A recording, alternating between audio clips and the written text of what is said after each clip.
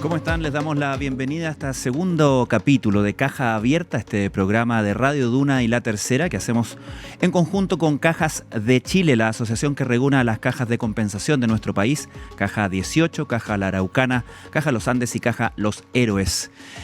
Un programa que busca instalar en la discusión pública los grandes desafíos que hoy tiene el sistema de seguridad social de nuestro país. En este primer bloque tenemos con nosotros a dos diputados. Saludamos a Tamara Ramírez, representante del Partido de la Gente por el Distrito 9 de la región metropolitana, además presidenta de la Comisión de Desarrollo Social, Superación de la Pobreza y Planificación de la Cámara de Diputadas y Diputados. ¿Cómo está, diputada? Gracias por estar con nosotros. Muchas gracias a ustedes por la invitación. Tenemos también a Gustavo Gatica, diputado independiente por el Distrito 8 de la región metropolitana, también integrante de la Comisión de Desarrollo Social, Superación de la Pobreza y Planificación. Diputado Gatica, gracias por acompañarnos hoy. Muchas gracias. Les damos la bienvenida a ambos y también queremos introducir el primer tema de conversación de hoy, que tiene que ver con los resultados de un reciente informe entregado por el Ministerio de Desarrollo Social y Familia, que desarrolló un índice de pobreza comunal a partir del cruce de datos que la encuesta los datos que entrega la encuesta CACEN 2024 y el Censo 2024 y otras estadísticas de población referentes a salud, educación y beneficios sociales recibidos. Es un ejercicio muy interesante de revisar porque nos muestra que la pobreza multidimensional es muy heterogénea a lo largo del país y la realidad de las regiones extremas es que hay varias localidades que tienen más de un 50% de población bajo la línea de la pobreza por ingresos. Y si bien el último informe de la CACEN reveló que la pobreza a nivel nacional bajó a un 17,3% respecto de la última medición, la realidad a niveles comunales y regiones es muy variada y para eso se necesitan también soluciones heterogéneas y diversas. Diputada, parto por usted. ¿Cómo debe enfrentar el trabajo parlamentario, particularmente desde la comisión que usted lidera, este tipo de datos que desde lo nacional también hacen foco en aquellos lugares que se van quedando más atrás, según estas mismas mediciones? Sí, por supuesto. Bueno, a través de la Comisión de Desarrollo Social lo tomamos con mucha responsabilidad y como un gran desafío estos números que nos arroja el informe CACEN, porque sin duda que las políticas públicas que hoy día se generan a nivel nacional y que yo siempre he sido una de las críticas en decir que una política pública no puede ser la misma para el sur que para el norte, porque tenemos grandes diferencias. Acá lo que importa es que desde ahora podamos hacer un trabajo mancomunado con el Ministerio, con el Ejecutivo, para poder ir sobrellevando todo esto, pero más aún a mí me llama la atención que dentro de este último informe específicamente hay entre 36 y 41 comunas que no tenemos los datos a ciencia cierta de realmente cuál es la pobreza y hasta dónde podemos escalar, porque aquí también podemos hablar de una pobreza por los ingresos, pero también una pobreza estructural. Claro. Y que ahí es donde hablamos de la empleabilidad, del trabajo, de lo que es salud, educación. Es importante poder abordar esto, sobre todo en esta época, en el siglo en el que estamos. Ya no puede existir en comunas la pobreza de la conectividad, ya no podemos seguir avalando la deserción escolar, que eso también hace aumentar esta brecha y esta diferencia que se pueda producir de una comuna o región a otra. Diputado Gatica. Sí, yo concuerdo con la diputada. Creo que tenemos un enorme desafío desde el Congreso. En general, cuando uno piensa en el Congreso, las leyes que se presentan son a nivel nacional, ¿no? Claro. Que cubren todo el territorio. Sin embargo, el desafío está, y sobre todo en la comisión en la que estamos junto a la diputada, en generar políticas que sí sean más focalizadas. Incluso una cosa interesante cuando uno analiza este informe del cual estamos hablando, es que incluso dentro de comunas existen grandes diferencias de ingresos y de pobreza multidimensional. Por dar un ejemplo, en Colina, la comuna de Colina en el Distrito 8, tiene sectores de muy altos ingresos, Chicureo, Piedra Roja, y por otra parte hay barrios que la pobreza es muy grande. Entonces, acá yo creo que algo interesante dentro de las políticas que nosotros podemos generar es hacer un trabajo de focalización y además, y acá entro en un análisis político, yo creo que los gobiernos locales deberían tener mayor poder. mayor poder de tomar decisiones, y eso implica también darle más recursos. Entonces ellos van a saber cómo distribuir eso, obviamente dentro de un marco de fiscalización, de rendición de cuentas, pero creo que los municipios son quienes se deben encargar de eso, y acá concuerdo con lo que dice la diputada. O sea, no podemos seguir legislando desde Santiago para una realidad que es totalmente distinta en el sur y totalmente distinta en el norte, que son costumbres distintas, que es una manera de enfrentar la pobreza distinta. De repente en el sur pueden tener acceso a algunas cosas que en el norte no, y viceversa. Entonces creo que para enfrentar esa realidad tenemos que apoyarnos de los gobiernos locales, de los municipios, de los gobiernos regionales.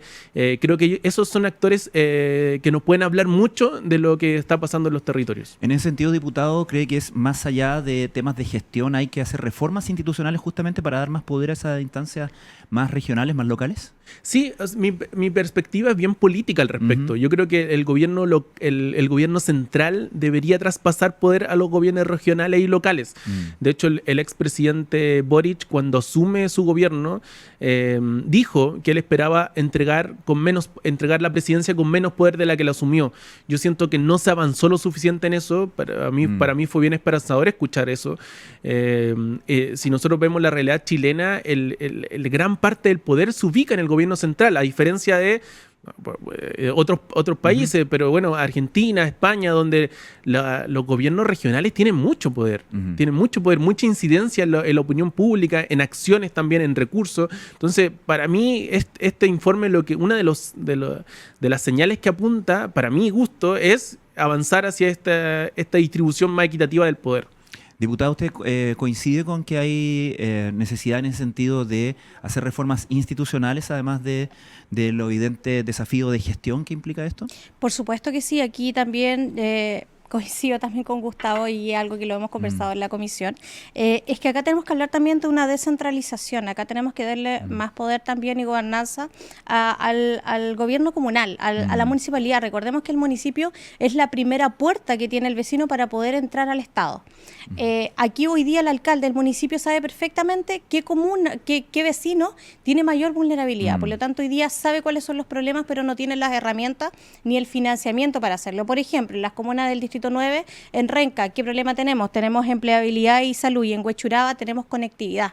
Entonces, hoy día claramente entre una comuna y otra se genera esta diferencia, cada alcalde sabe qué es lo que necesita, pues ya necesitamos que esas políticas públicas, que si bien es cierto, se crean a nivel nacional, se pueda dar también a las municipalidades, a los alcaldes en este caso, de poder ajustarlas a la realidad de cada uno.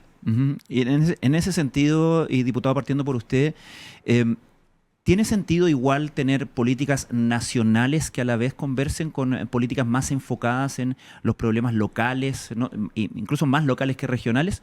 ¿O debería enfrentarse esto con un preeminente énfasis local?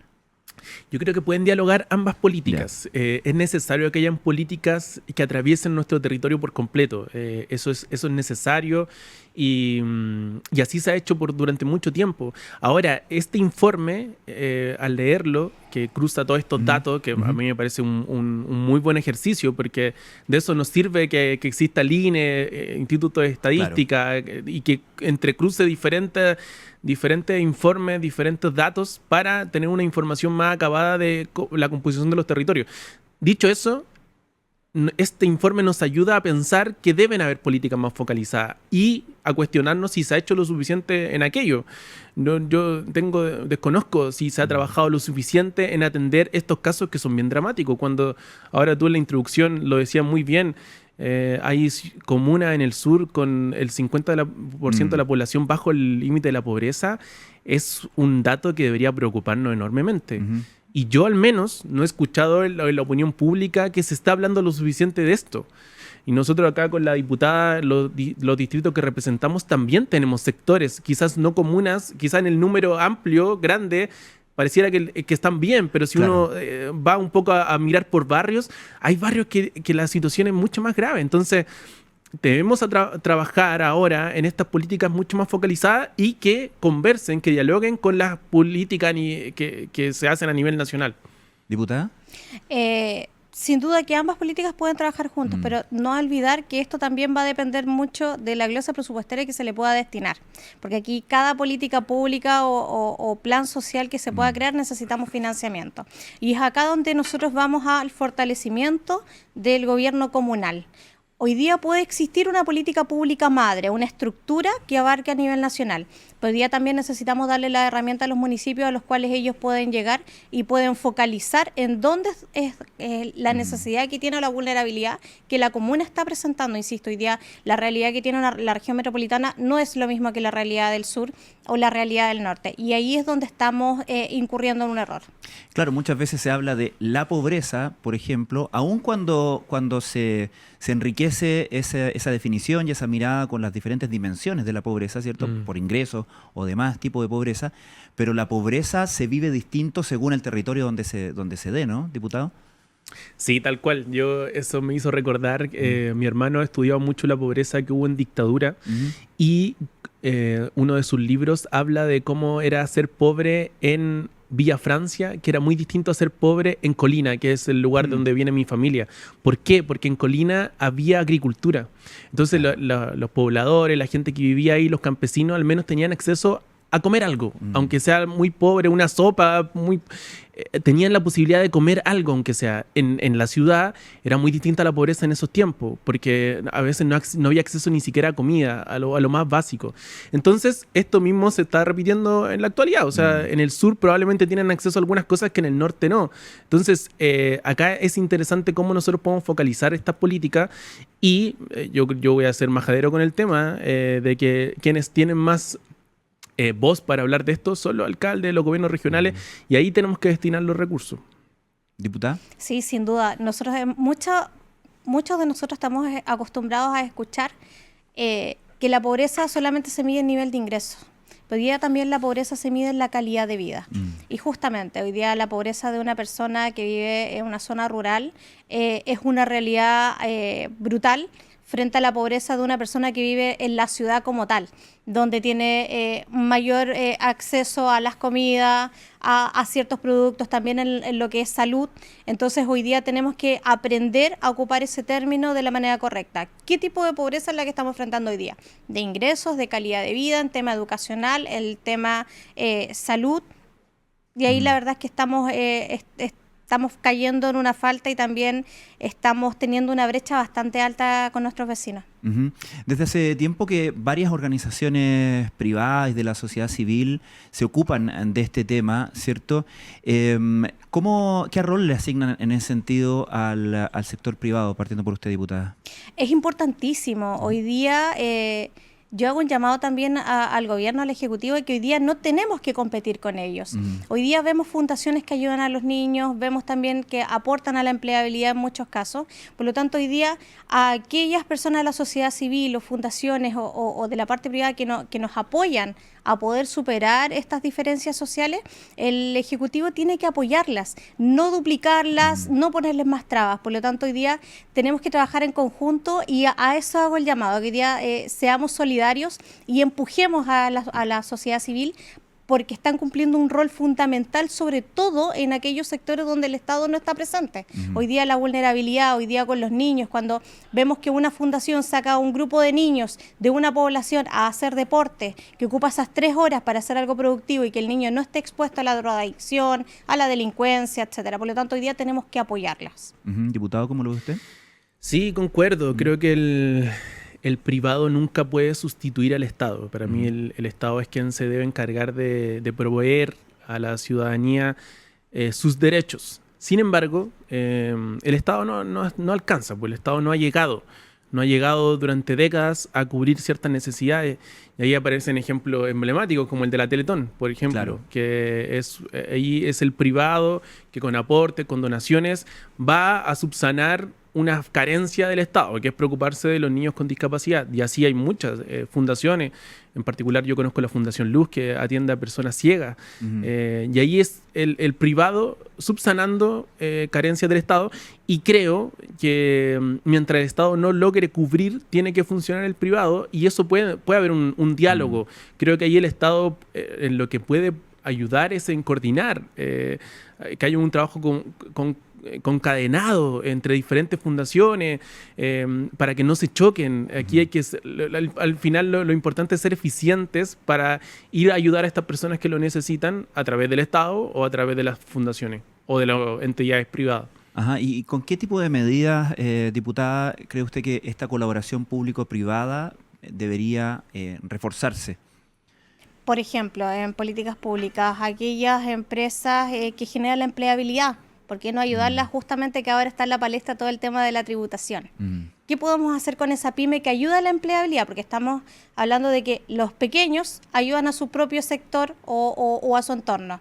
A esas fundaciones, ¿por qué no las ayudamos también a que puedan surgir, a que puedan seguir adelante sin ponerles traba, a poder regularizarlas muchas veces, a poder entregarles las herramientas para que puedan avanzar? Estas fundaciones muchas veces trabajan con donaciones. ¿Por qué el Estado no puede aportar ahí también? Entonces, podemos crear todo un sistema de políticas públicas que podamos apoyar. No vamos a competir. Aquí, justamente lo que mencionaba hace un momento atrás, esto no se trata de una competencia o de duplicar o quién lo hace mejor. Aquí se trata de que todos podemos trabajar de la manera mancomunada y podemos salir adelante con estas políticas públicas. Dentro de las instituciones privadas están, por ejemplo, las cajas de compensación, que son instituciones privadas sin fines de lucro. ¿Cómo evalúan el trabajo que hacen estas instituciones y cómo creen que podría potenciarse, profundizarse este tipo de colaboraciones? Diputado. Sí, las cajas de compensación tienen un rol histórico, yo diría, en nuestro país. Durante décadas han estado aportando a la ciudadanía y yo creo que hay que destacar ese valor. Ahora, para adelante, yo creo que tiene que seguir esa coordinación entre el Estado y las cajas de compensación. Creo que se puede formar un diálogo, un círculo virtuoso donde se pueda colaborar para que sigan trabajando en lo que han venido haciendo. Porque creo que los efectos que produce en la población nos hablan de que ha funcionado, digamos, hasta ahora. Entonces creo que ese trabajo tiene que continuar, generar políticas de colaboración y de coordinación, donde el Estado no se choque con el privado para que sigan funcionando. Diputada. Las cajas de compensación hoy en día se han convertido en un verdadero salvavidas para la población, aquellos que no están bancarizados, porque las cajas de compensación, además de beneficios que les puedan entregar a mucha gente, les salva el mes con los créditos. Y eso es sumamente importante y un punto no menor a tocar. Hoy día las familias chilenas no están llegando a fin de mes. Lamentablemente, el nivel de vida, el ingreso es menor, el costo de la vida está cada vez más alto, por lo tanto, la caja de compensación juega un rol súper importante y fundamental. Ahora, con ello también las cajas de compensación llevan beneficios, lo que apoya a la población en salud, en deporte, en bienestar, y eso se agradece. Hoy día que veamos que una caja de compensación le ofrece a una persona una atención, una consulta médica por 1.000 pesos, de verdad que es un verdadero alivio, y ahí yo aplaudo a las cajas de compensación que estén aportando valor y aportando también beneficio a las personas, a la gente que más lo necesita. Diputada Tamara Ramírez, diputado Gustavo Gatica, muchísimas gracias por haber conversado con nosotros hoy. Gracias por la invitación. Muchas gracias por la invitación. Nosotros vamos a hacer un pequeño corte en Caja Abierta, este programa que hacemos en La Tercera y Radio Duna, y ya seguimos con el segundo bloque de nuestro programa.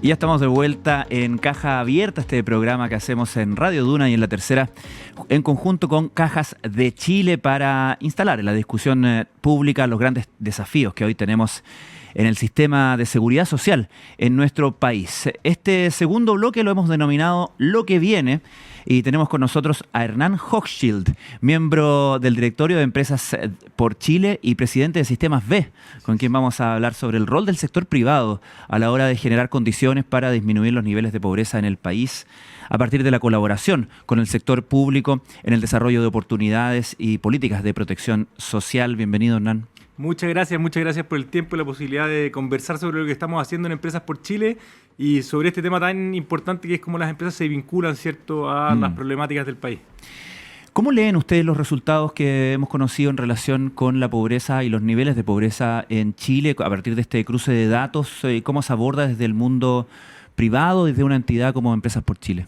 Bueno, a ver, primero que todo, yo creo que el mundo de la empresa es un motor, ¿cierto?, para combatir la pobreza, un motor directo a través del trabajo, de las oportunidades, ¿cierto?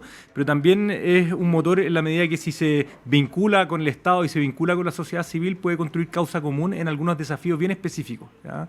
Hay un dato bien particular que ahí cuando uno lo puede sacar de la CACEN, que tiene que ver con que en los menores de 18 años la pobreza es el doble que la de los mayores de 18 años. Y muestra cómo ciertos grupos a veces empiezan a problematizarse más o a tener un espacio de vulnerabilidad mayor. Y justamente lo que estamos haciendo como Empresas por Chile es detectar causas en las cuales la acción colectiva del mundo empresarial, con pequeñas acciones que si las están haciendo todo el mundo empresarial pueden generar grandes transformaciones, pueden justamente afectar a estos grupos que a veces están desmerecidos en sus oportunidades. Y doy el ejemplo de los jóvenes porque una de las cosas que estamos haciendo. Desde las empresas nos dimos cuenta que la empresa obviamente juega un rol muy importante en la trayectoria laboral de las personas en el largo plazo, pero sobre todo en el comienzo de la trayectoria laboral. ¿Ya? Cuando una persona parte trabajando en una empresa o se vincula tempranamente a una empresa, es mucho más probable que tenga una trayectoria formal de trabajo, y una trayectoria formal de trabajo se asocia a una mejor prevención. En el fondo, todos los aspectos de una buena seguridad social están muy asociados al trabajo. Entonces lo que estamos haciendo es tomando las prácticas tempranas de los jóvenes de liceos técnicos profesionales. Hoy día son cerca de 80.000 jóvenes que egresan del técnico profesional y cerca de 25.000, 20.000, 25.000 al año no logran concretar una práctica, ¿ya? Y muchos de ellos después quedan en esta condición que está, ¿cierto?, adjetivadas como los ninis, ¿cierto?, que ni estudia ni trabaja. Es un grupo gigante, muy, muy relevante. El nivel de desempleo también en los jóvenes es mucho mayor, y estamos tratando entonces que la empresa se vincule de forma más directa y que miles de empresas a lo largo del país puedan dar más prácticas profesionales y conectarse más con los jóvenes. Esa es una de las causas que estamos trabajando, pero como te decía, la idea general de las Empresas por Chile es que si las empresas nos unimos, incluso haciendo pequeñas acciones desde nuestro lugar de trabajo, desde el lugar en que estamos, si nos sumamos todos, podemos multiplicar grandes impactos. Ahora, ¿cómo ves la relación entre el Estado y las empresas en materia de superación de la pobreza, de protección social y este incentivo al sector privado de manera que sea parte activa, ¿no? Esta colaboración en la búsqueda de soluciones a este problema. ¿Es sostenible esta colaboración? ¿Se requiere es más que sostenible. Ya, pero ¿se requiere de un distinto marco regulatorio, por ejemplo? A ver, se requieren muchas cosas. Lo primero que hay que entender es que el tipo de problema que vivimos hoy día en Chile y en el mundo también, esto no es que Chile sea un espacio tan excepcional o particular, pero el tipo de problema que vivimos en el mundo son problemas muy complejos. ¿Ya? Problemas complejos, ¿cierto? A nivel de sociedad, tenemos temas medioambientales también complejos, pero a nivel de sociedad vivimos desafíos muy, muy complejos, y pensar que cada uno lo puede resolver solo es una miopía que no tiene mucho sentido frente a la magnitud de los desafíos que tenemos. ¿Ya? El Estado requiere de otro soporte, otro tipo de organizaciones, ya sea la empresa, la sociedad civil, y la empresa y la sociedad civil también necesita, ¿cierto?, de un Estado colaborativo. Y justamente ese es el triángulo sobre el cual estamos promoviendo Empresas por Chile, es que el mundo empresarial con la sociedad civil y con el Estado nos podamos unir en desafíos comunes. Voy a dar un ejemplo bien concreto, el de la salud. ¿Ah? Muchas veces se habla, por ejemplo, de las listas de espera, que son una problemática difícil, costosa, pero poco se habla de la prevención en salud. Chile tiene una historia de prevención en salud. Hay un mundo empresarial, por ejemplo, las mismas cajas, ¿cierto?, han tenido una historia muy fuerte en promover la prevención en salud, las mutuales, etcétera, pero la prevención en salud es probablemente la mejor inversión en salud que podemos hacer. Y uno se pregunta, ¿qué podrían hacer las empresas para mejorar la prevención en salud? Y lo que nos dimos cuenta en Empresas por Chile es que podíamos trabajar con los CEFAM, ¿ya?, los centros, ¿cierto?, de salud familiar de las distintas comunas, y podíamos lograr ayudarle a los CEFAM a trabajar una política de Estado que ya existe, que son los EMPA, que son los exámenes médicos preventivos del adulto, y logramos armar una alianza en que el CEFAM va al lugar de trabajo, en vez de que la persona tenga que ir al CEFAM, y en ese lugar de trabajo se pueden hacer muchos exámenes preventivos y se pueden detectar cerca del 75% de las patologías que están asociadas a personas que fallecen en Chile. Entonces, las oportunidades concretas son muchísimas, y uno diría, aquí conjuga muy bien la teoría y la práctica. En teoría, si todos estamos remando con el mismo sector, ¿cierto?, con el mismo norte, vamos a tener más fuerza, y en la práctica esto ocurre. El año pasado tuvimos 20.000 personas a las cuales se les disponibilizó un examen preventivo, y hay mucho más que se puede hacer con las miles de empresas que existen. Hay un modelo que funciona bastante bien, que es el de las cajas de compensación, que trabajan codo a codo con las empresas en la entrega de beneficios a los y las trabajadoras. ¿Qué opinión te merece ese modelo? Bueno, tú me decías antes qué tipo cierto de acciones políticas, organizaciones pueden ayudar a la colaboración. Y las cajas, ¿cierto? Es un ejemplo hiper concreto de cómo uno construye cierta institucionalidad país que puede facilitar la colaboración a nivel de trabajadores, a nivel de empresas, ¿cierto? A nivel con el Estado, ¿ya? Y creo que justamente es una tecnología social extraordinaria que aprovecha la conexión con la empresa, ¿cierto? Para resolver algunos problemas financieros que viven las personas, pero además no se queda solamente en eso y genera múltiples oportunidades a las personas en otras dimensiones. Conozco algunas cajas que están trabajando, qué sé yo, oportunidades en campeonatos de fútbol, deporte, salud, múltiples beneficios sobre los cuales se puede trabajar. Y aquí hay algo muy, muy relevante, es que en la sociedad hemos ido perdiendo la fuerza de las instituciones intermedias, ¿cierto? La familia está en un desafío muy grande, muy complejo, las familias cada vez más chicas, a distancia, la soledad es algo que toma más fuerza y uno necesita organizaciones que justamente nos ayuden a las personas a vincularnos, a resolver nuestras problemáticas, a conectarnos, y ese es el poder que tiene la empresa y ese es el poder que identifica, yo creo, el mundo de las cajas y que lo toma como una oportunidad. Me decían por ahí, creo que son 7.400.000 personas que están asociadas a alguna caja y eso muestra la capilaridad también que puede estar asociada hacia el mundo del trabajo y la empresa. Así que nada, es una tecnología fascinante que esperamos que siga beneficiando a miles de personas y a la cual desde Empresas por Chile nos hemos acoplado también porque los queremos invitar también a más acción colectiva del mundo empresarial. Claro, hay cosas que antes se veían como sencillamente beneficios, pero hoy se entienden que son parte integral del bienestar y que tienen repercusiones tanto en lo laboral, por ejemplo, como en la productividad, como obviamente en el bienestar de las personas en su casa, con su familia, las relaciones sociales, un correcto y un agradable descanso, incluso lugares de vacaciones, cosas así. Hoy se entienden como parte de un sistema más interconectado, más allá del beneficio por simplemente la buena onda, ¿no? Así es, y además que uno cuando piensa en el mundo de la empresa, muchas veces se imagina la gran empresa, ¿cierto? Y la verdad que si uno toma las empresas que son más operativas en Chile, son cerca de 150.000 que están asociados, por ejemplo, a una mutual. Entiendo que a las cajas están asociadas un poquito más, o cerca de 100.000 empresas, pero empresas con más de 100 trabajadores son solo 10.000. Está lleno de empresas más pequeñas y esas empresas necesitan unirse a otras para tomar esta fuerza de los beneficios. Sola no se la puede. Claro, claro. Y por eso necesitamos a veces dejar de pensarnos solo y empezar a pensarnos en grupo. Cuando uno piensa los grandes problemas de la unidad, si uno piensa, por ejemplo, el cambio climático, uno dice, oye, este desafío es tan grande que lo que yo haga o deje de hacer da lo mismo. ¿Para qué voy a reciclar una botella? ¿Para qué voy a aportar en esto si lo que yo hago o dejo de hacer es tan insignificante?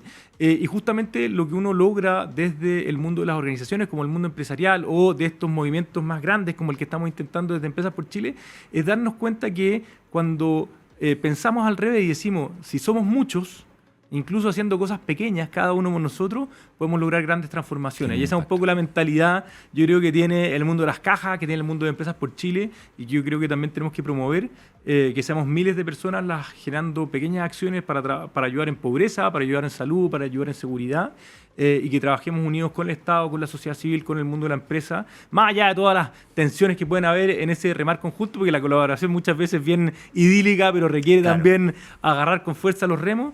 Creo que se pueden generar grandes transformaciones. Muchísimas gracias, Hernán Hochschild, por habernos acompañado hoy. Gracias. Y nosotros llegamos al final de este segundo capítulo de Caja Abierta, este programa de Radio Duna y La Tercera que hacemos en conjunto con Cajas de Chile. Le damos las gracias a todos nuestros invitados y también a ustedes por habernos acompañado. Les recordamos que pueden revivir este capítulo a partir del lunes en el home de latercera.com. Que esté muy bien.